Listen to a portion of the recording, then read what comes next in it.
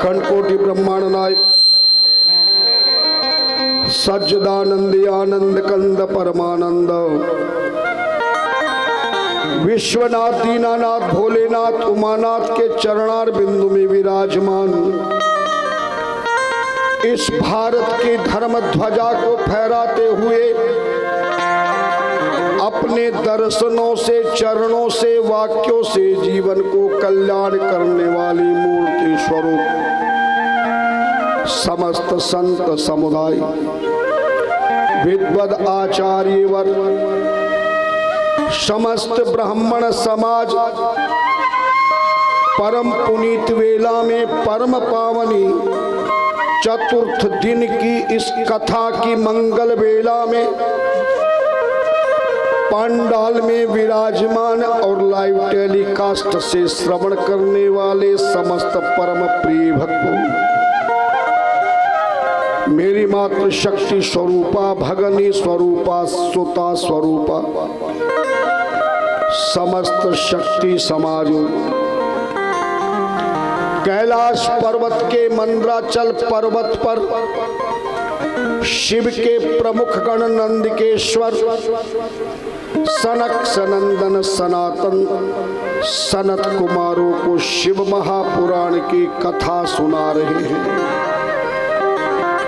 और इसी कथा को ब्रह्मलोक में ब्रह्मा जी नारद को सुना रहे हैं और यही कथा सूत जी महाराज ने नैमिषारण्य की गद्दी पर बैठकर सोनक आदि 88,000 ऋषियों को कथा सुना रहे हैं। हम भी इस चतुर्थ दिवस की परम पावन कल्याणकारी मंगल वेला में अपनी वाणी को पवित्र करते हुए अपने राष्ट्र के लिए, जन जन का कल्याण करने लिए, समस्त प्राणियों के कल्याण की भावना से और प्रमुख यजमान की संकल्प की पूर्ति के लिए हम इस कथा को प्रारंभ कर रहे हैं। सूत जी महाराज कहते हैं, ऋषियों, आज संसार के लोग शिवलिंग के विषय में जानकारी नहीं रखते और साधारण मनुष्यों की तो बात छोड़ो, बड़े बड़े विद्वान जो अपने आप को ज्ञानी समझते हैं वो भी शिवलिंग के विषय में पूर्ण जानकारी न होने के कारण हम सनातन धर्मियों को भ्रमित करते हैं। वो हमें बताते हैं कि लिंग शब्द का अर्थ पुरुष के गुप्तांग से है, पुरुष की प्रजनियों से है, जबकि लिंग शब्द का ऐसा कोई अर्थ कहीं नहीं लिखा हुआ है। इसलिए माता बहन बेटियों को मना करते हैं कि नारियों को शिवलिंग को हाथ नहीं लगाना चाहिए, पूजा नहीं करनी चाहिए। इसलिए घर के मंदिर में भी शिवलिंग नहीं रखना चाहिए। ऐसा आप लोगों ने सत्संग के माध्यम से, सोशल मीडिया के माध्यम से और टीवी के माध्यम से सुना होगा, मगर याद रखना, शिवलिंग की विपरीत भावना का संदेश, उपदेश वही देते हैं जिन्होंने शिव महापुराण की कथा का श्रवण नहीं किया, जिन्होंने कभी शिव पुराण की कथा को सुना नहीं, देखा नहीं। ऐसे ही लोग शिव महापुराण की शिवलिंग के विषय में नाना प्रकार की अनर्गल बातें करते हैं, या फिर वो लोग ऐसे लोगों की संगति में आ गए हैं जो शिवलिंग की बुराई करके लोगों को भ्रमित करके शिव की पूजा समाप्त कराना चाहते हैं। धन्यवाद। दुर्जनस्य संगेन सुजनोपि विनश्यति प्रसन्नम जलमित्याहु कर्दम है कलुषी क्रमतः। पूरा ध्यान कथा में रखें, इधर उधर ना देखें।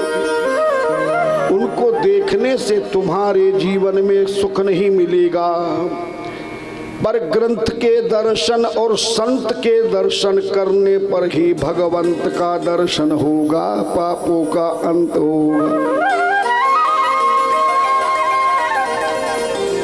ध्यान देना, दुर्जनों की संगति में हम भ्रमित हो जाते हैं।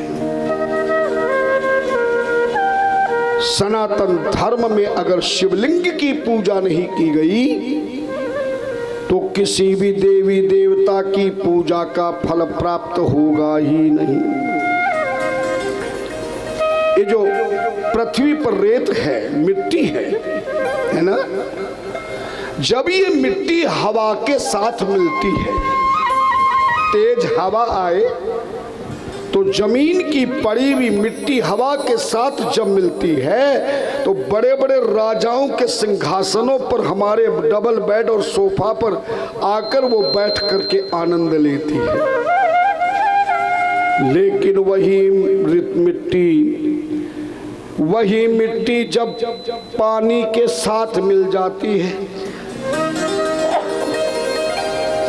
वही मिट्टी जब पानी के साथ मिल जाती है तो जो मिट्टी आकाश में ऊंचाई पर जाने वाली बड़े बड़े राजाओं के मुकुट सिंहासन, हमारे डाइनिंग रूम की बेड पर आकर के बैठती है, पर वही मिट्टी जब पानी में मिल जाएगी तो क्या होगा? नहीं बोलोगे? अरे पानी में मिली हुई मिट्टी कभी देखी नहीं क्या? कीचड़ बन जाती है। और वही मिट्टी हमारे पांवों से रौंदी जाती है ना। बारिश में जब भूमि की मिट्टी पानी में मिलती है तो कीचड़ बन के हमारे पांव से रौंदी जाती है।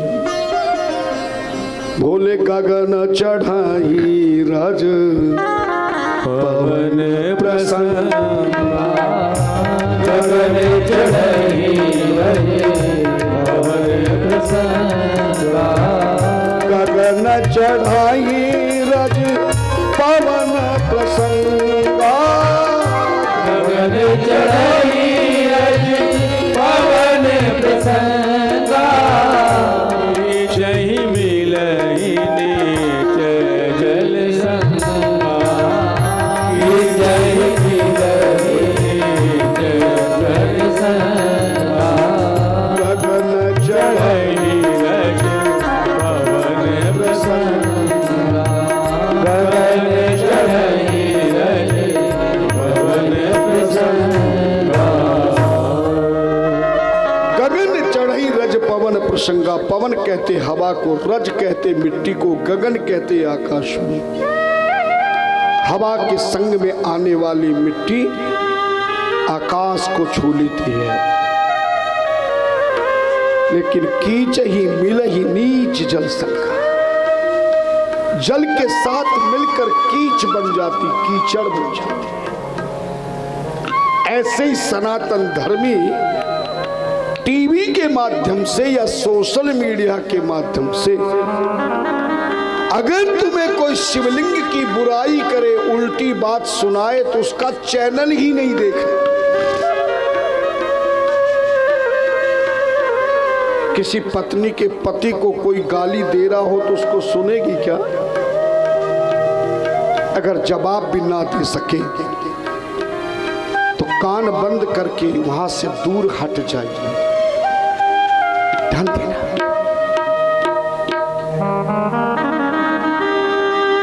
भगवान शिवलिंग के बिना ना राम कुछ पूजा करते हैं, ना कृष्ण करते हैं, ना राधा करते हैं।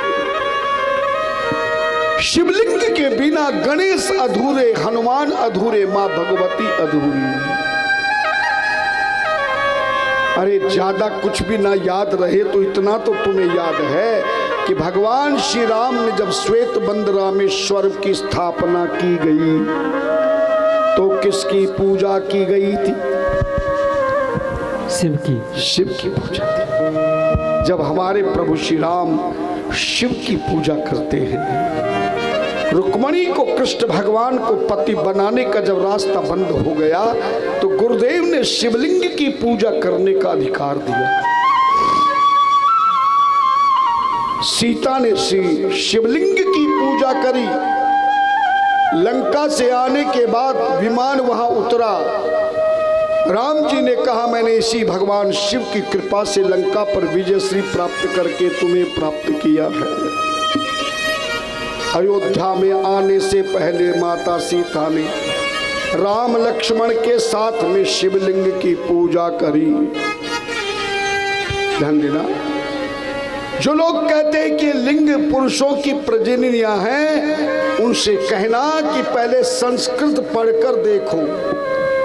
अगर लिंग शब्द का अर्थ पुरुष की गुप्तांग प्रजननियां हुई होती तो संस्कृत में 3 रूप हैं, पुरुष लिंग, स्त्रीलिंग और नपुंसक लिंग। पुरुष के लिंग है ये तो अच्छी बात है, लेकिन स्त्रीलिंग नहीं होता, नपुंसक लिंग नहीं होता। अर्थात संस्कृत में लिंग शब्द का अर्थ है चिन्ह। क्या है? चिन्ह है। और शिवलिंग का अर्थ है वह पूर्ण ब्रह्म परमेश्वर परमात्मा का वह चिन्ह जिसमें सारी सृष्टि समाई है। उसी से सृष्टि प्रकट होती है, प्रलय काल में उसी में समाहित हो जाती है। जिसके दर्शनों से, जिसकी पूजा से जन्म जन्मांतर के पापों से मुक्ति प्रदान होके जीव का कल्याण होता है, ऐसे परमात्मा के चिन्ह को शिवलिंग कहते हैं।